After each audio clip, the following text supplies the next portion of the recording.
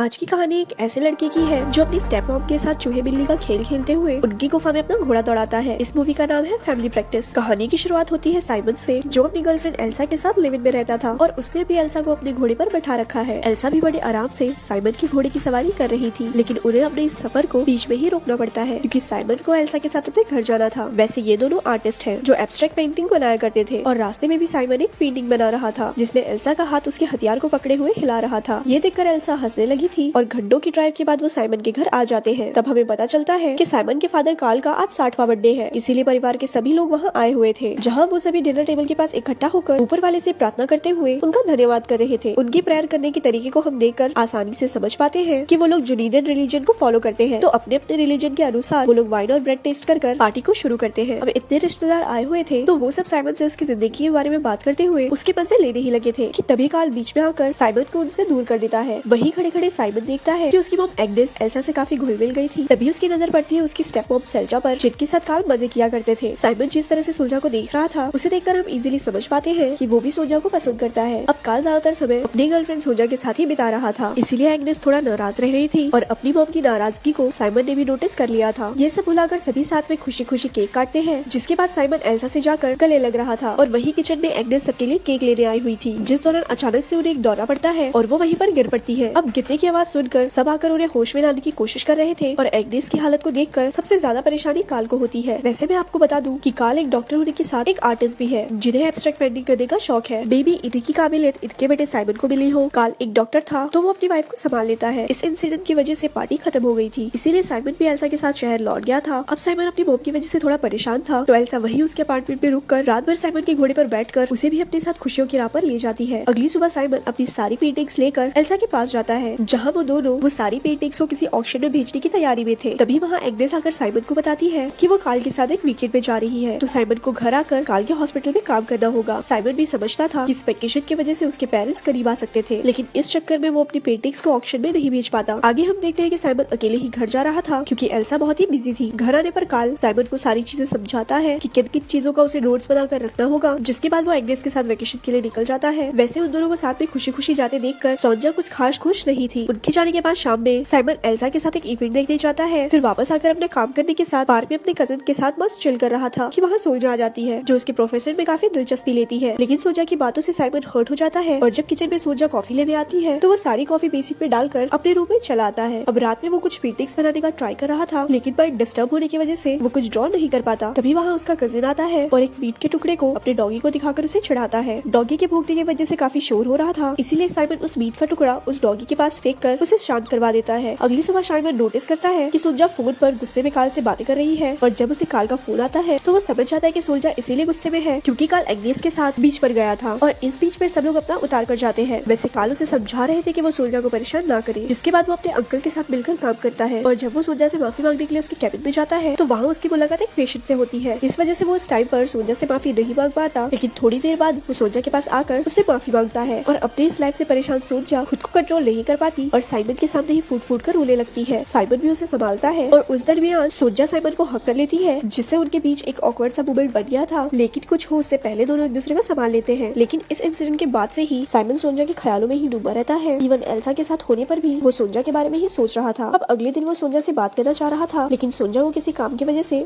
उसके अंकल के साथ बाहर जाना पड़ता है। उनके जाने के बाद जब साइमन पेशेंट्स की फाइल देख रहा था तब एक कोरियर वाला सोल्जा के लिए फ्लावर्स लेकर आता है। अब उन फ्लावर्स को कार्ल ने भिजवाया था, लेकिन साइमन उन फ्लावर्स को दूर जाकर कचरे में फेंक आता है। मतलब अब साइमन ने सोल्जा की गुफा में अपनी जेसीबी चलाने का पूरा मन बना लिया था। वो सोल्जा में इतना खोया हुआ था कि उसे ये भी पता नहीं चलता कि एल्सा अपने कलीग के साथ कुछ ज्यादा ही फ्रेंडली होती जा रही है। साथ ही साथ उसने अपने कलीग से फ्रेंडशिप भी कर ली थी, जिनके साथ वो घर पे ही ड्रिंक भी करती है। लेकिन साइमन ने अपना पूरा ध्यान सोल्जा पर रखा हुआ है और अगले दिन जब सोल्जा ड्रॉर से फाइल निकाल रही थी तो वो सोल्जा के डिक्की को देखकर अपनी आंखें सेक रहा था। और एक रोज जब उसके ग्रैनी और अंकल घर के बाहर गए हुए थे तो वो सोल्जा के साथ कैबिन में जाकर उसके साथ लवलापटा कर लेता है। एक किस में ही सोल्जा की झील से पानी निकलने लगा था, तो वो जल्दी से साइमन को बेड पर ले आती है और अपना सब कुछ उतार कर सबसे पहले वो साइमन को अपनी झील का नमकीन पानी टेस्ट करवाती है, जिसके बाद साइमन ने अपनी जेसीबी उसकी गुफा में उतार दी थी और फिर साइमन एक जबरदस्त खुदाई करता है। खुदाई के बाद से साइमन और सोल्जा के बीच का रिलेशन अच्छा हो गया था। साइमन के चेहरे पर भी एक रिलैक्सिंग स्माइल रहने लगी थी, लेकिन जल्दी ही उसे ये रियलाइज होता है कि उसने एल्सा के साथ गलत किया है। तो एक दिन जब वो क्लब में एंजॉय कर रहे थे तब साइमन एल्सा को बता देता है कि उसने एक दिन सोल्जा की गुफा में जबरदस्त खुदाई कर दी थी। ये सुनकर एल्सा का भरोसा साइमन से उठ जाता है और वो क्लब से बाहर चली जाती है, लेकिन ये सारी बातें बता जाने के बाद साइमन वापस से सोनिया के अपार्टमेंट में जाता है, जहाँ वो सोनिया को किस करके उसके बड़े बड़े संतरों को बाहर निकाल कर उनका जूस पीते हुए सोनिया के गोद में लेट जाता है। तो काम खत्म करने के बाद दोनों साथ में डिनर करते हुए रेड वाइन का मजा लेते हैं। रात में भी साइमन सोनिया के साथ ही उसके बेड पर सोया हुआ था। अगली सुबह आंखें खुलने पर वो देखता है कि उसके डैड यानी कि कार्ल वेकेशन से लौट आए थे। तो वो वापस रूम में जाकर अपने कपड़े वगैरह पहनकर वहाँ से निकल जाता है। अब कार्ल को साइमन और सोनिया के रिलेशनशिप पर कोई शक नहीं होता है, क्योंकि सोनिया ने उसे पहले ही बता दिया होता है कि साइमन ब्रेकअप से गुजर रहा है, इसीलिए वो यहाँ पर उसके घर रहने आया था। अपने घर वापस आकर साइमन का सर घूमने लगता है, मानो उसे पैनिक अटैक्स आ रहे हो। इसलिए वो अपनी मॉम एग्नेस को कॉल करके उनको सारी बात बताने का ट्राई करता है। लेकिन एग्नेस और कार्ल में लड़ाई चल रही थी, क्योंकि कार्ल अपना सारा सामान लेकर सोनिया के पास शिफ्ट हो रहा था। अब लड़ाई में एग्नेस ने अपना फोन तोड़ दिया था, और जब साइमन का कॉल एग्नेस को नहीं लगता तो वो तभी घर आ जाता है, जहाँ उसकी मॉम उसे समझाती है कि उसे एल्सा के साथ रिश्ता बनाए रखने के लिए उसे एक अंतिम कोशिश करनी चाहिए। इसीलिए साइमन वहाँ से निकलकर एल्सा के ऑफिस आकर उसे मनाने की कोशिश करता है, लेकिन एल्सा का विश्वास साइमन से उठ गया था। अब एल्सा नहीं मानती तो साइमन को पैनिक अटैक आने लगता है, और वो किसी तरह अपने घर आता है। और घर आने के बाद जब अपने पेंटिंग इक्विपमेंट्स को फेंकने जा रहा था, तब वो वही जमीन पर गिरकर बेहोश हो जाता है। आगे साइमन की आंखें हॉस्पिटल में खुलती है, जहाँ कार्ल भी मौजूद थे। वो उसे समझाते हुए कहते हैं कि अगर एल्सा उसके साथ नहीं रहना चाहती या उसे अब उस पर भरोसा नहीं रहा, तो वो उम्र भर उसे भरोसा दिलाने की कोशिश नहीं कर सकता। ऐसे में उसे अपनी लाइफ में आगे बढ़ना होगा। तो पिता की बात मानकर साइमन एल्सा का चक्कर छोड़ देता है, और पूरी तरह से ठीक होने के बाद वो कार्ल के न्यू बुक लॉन्च में आता है, जहाँ उसकी मुलाकात एग्नेस से होती है, जो साइमन को पूरी तरह ठीक देखकर खुश थी। एंड में हम देखते हैं कि उनका पूरा परिवार फिर से इकट्ठा हुआ है, क्योंकि सोनिया को एक बेबी हुआ था। अब ये बेबी तो जरूर साइमन का होगा, क्योंकि कार्ल की उम्र को देखकर हम ये समझ सकते हैं कि उसकी बंदूक में बारूद नहीं बचा होगा। लेकिन सबको यही लग रहा होता है कि ये बच्चा कार्ल का है। अब जब सब फैमिली की ग्रुप फोटो ले रहे थे, तब उसमें साइमन और एग्नेस नहीं जाते, क्योंकि उन्हें भी कहीं ना कहीं पता था कि वो अब इस फैमिली का हिस्सा नहीं बने तो सबके लिए अच्छा होगा। ऐसे ही मूवी यहाँ पर खत्म हो जाती है, और